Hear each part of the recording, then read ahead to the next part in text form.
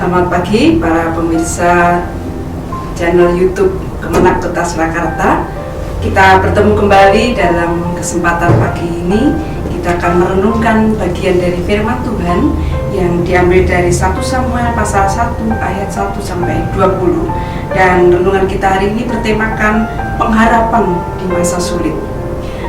Pemirsa yang saya kasih di dalam Tuhan, kalau kita melihat situasi kondisi saat ini yang dimana kita masih ada pandemi, mungkin menjadi sesuatu yang bagian dari kehidupan kita, menjadi hal yang sulit bagi kita.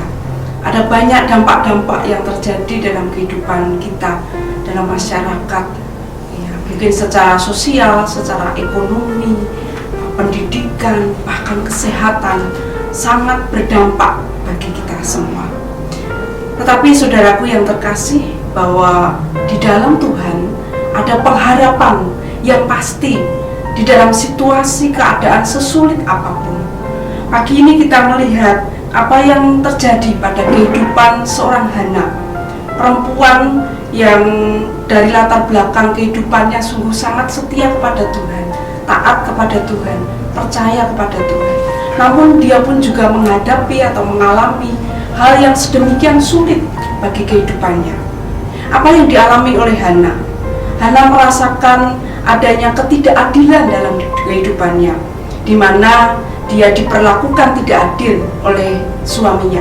Ketika suaminya memberikan persembahan korban bakaran, dia hanya mendapat 1 bagian. Hal itu terjadi oleh karena Hana dinyatakan mandul, tidak memiliki anak. Dia sangat sedih oleh karena saat itu orang yang mandul itu dianggap orang berdosa, dihukum oleh Tuhan. Itu menjadi suatu kesakitan bagi Hana di dalam hatinya. Demikian pula dia mendapat perlakuan yang tidak baik dari madunya, oleh karena selalu mendapat cemooh bahwa dia adalah orang yang mandul.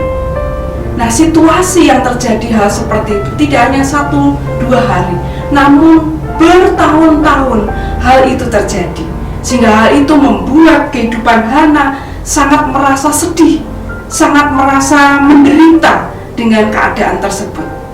Namun satu hal yang kita bisa pelajari dari kehidupan Hana ini, bahwa dia tidak putus asa dengan situasi dan kondisi yang dialami. Hal yang dilakukan Hana adalah sungguh-sungguh luar biasa, bahwa dia memiliki kehidupan doa yang luar biasa. Dia nyatakan segala kesedihan hatinya, kepedihan hatinya di dalam seruan doanya kepada Tuhan. Dan itu dilakukan terus-menerus, tidak henti-hentinya. Dari tahun ke tahun, Hana pergi ke bait Allah untuk menyerukan apa yang menjadi kesedihan hatinya. Di samping itu juga, dia tidak hanya menyatakan di dalam seruan doanya, namun dia berani berkomitmen, dia berani berjanji kepada Tuhan bahwa ketika dia dikabulkan doanya, dia memiliki seorang anak. Dia berjanji bahwa pisau cukur tidak akan menyentuh kepalanya, dan anak itu akan diam di rumah Allah untuk melayani Tuhan. Sungguh satu janji komitmen yang sangat berani. Apa yang dia inginkan untuk memiliki anak, tetapi ketika doanya akan dijawab Tuhan, dia berani berjanji bahwa anak itu akan dipersembahkan pada Tuhan.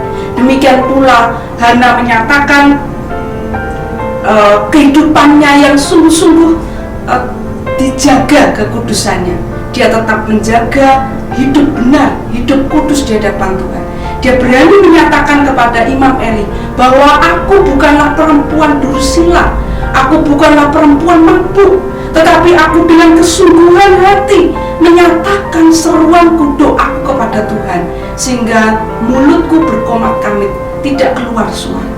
Ini menunjukkan kesedihan Hana yang sungguh-sungguh, namun dinyatakan di dalam doanya, dinyatakan di dalam komitmennya, janjinya kepada Tuhan, dan dinyatakan di dalam kehidupannya yang dijaga kekudusannya.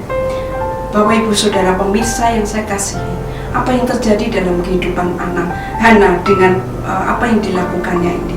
Ternyata Hana mendapatkan kelegaan dari apa yang dialaminya.